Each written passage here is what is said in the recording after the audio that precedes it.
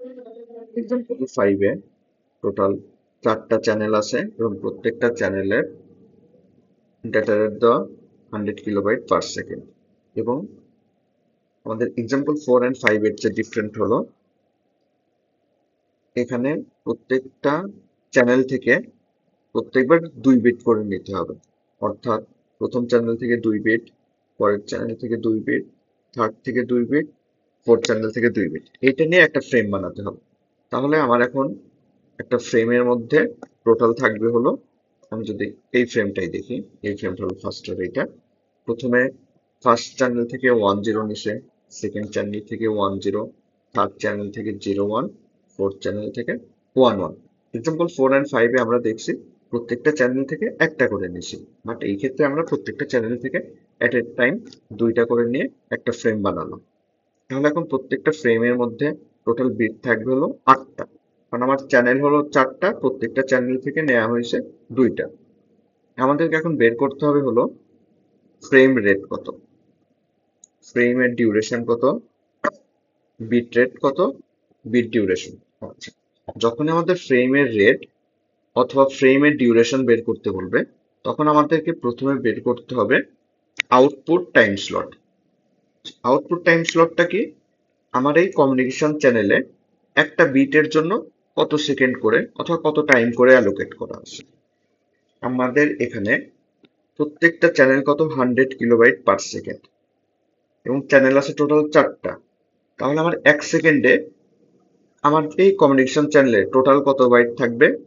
400 kilobyte থাকবে 1 সেকেন্ডে। যদি আউটপুট চ্যানেলে, তাহলে কি থাকবে? 1 সেকেন্ডে আমার আউটপুট চ্যানেলে টোটাল বিট থাকবে হলো 400 কিলোবিট। অর্থাৎ 1 সেকেন্ডের আউটপুট চ্যানেলে কত থাকতেছে? 4 × 100 কিলোবিট, অর্থাৎ 400 কিলোবিট। এতগুলো বিটস থাকতেছে কত? 1 সেকেন্ডে।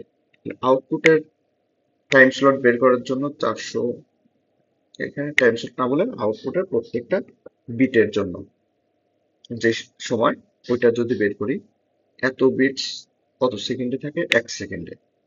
তাহলে 1 বিটস এর জন্য কত থাকবে? 1/400 × 10⁻³ এটা যদি আমরা করি, তাহলে আমরা পাবো হলো,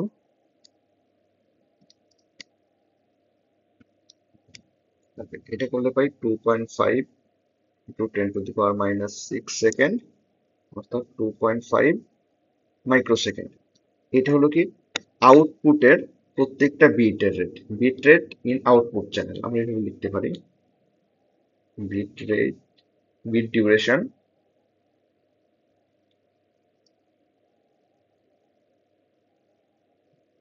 in output channel. Output channel মানে কিন্তু চ্যানেল একটাই থাকবে। ওকে, তাহলে এখন আমার কি বের করতে হবে? ফ্রেম রেট অথবা ফ্রেমের ডিউরেশন। এখন আমার এই ফ্রেমে টোটাল কতগুলো আছে? 8 বিটস। আমরা কি দেখলাম? আউটপুট চ্যানেলের একটা বিটস এর জন্য টাইম কত? 2.5 মাইক্রোসেকেন্ড। তাহলে ডিউরেশন অফ ফ্রেম হবে 8 × 2.5, অর্থাৎ 8 × 2.5 মানে হলো 20 মাইক্রোসেকেন্ড। 20 মাইক্রোসেকেন্ড দেখে অ্যান্সার মিলছে নাকি? এই যে আমাদেরকে ফ্রেমের ডিউরেশন কত বলতেছে? 20 মাইক্রোসেকেন্ড। এরপর বের করতে হবে ফ্রেম রেট। ফ্রেম রেট মানে কত? অর্থাৎ প্রতি সেকেন্ডে কতগুলো ফ্রেম যাচ্ছে। এখানে ডিউরেশন অফ ফ্রেম কত? 20 মাইক্রোসেকেন্ড। অর্থাৎ প্রত্যেক ফ্রেমের জন্য আমাদের টাইম হলো 20 মাইক্রোসেকেন্ড। তাহলে 1 সেকেন্ডে টোটাল কতগুলো ফ্রেম পাবো? 1/ডিউরেশন অফ ফ্রেম কত? 1/2 × 10⁻⁶।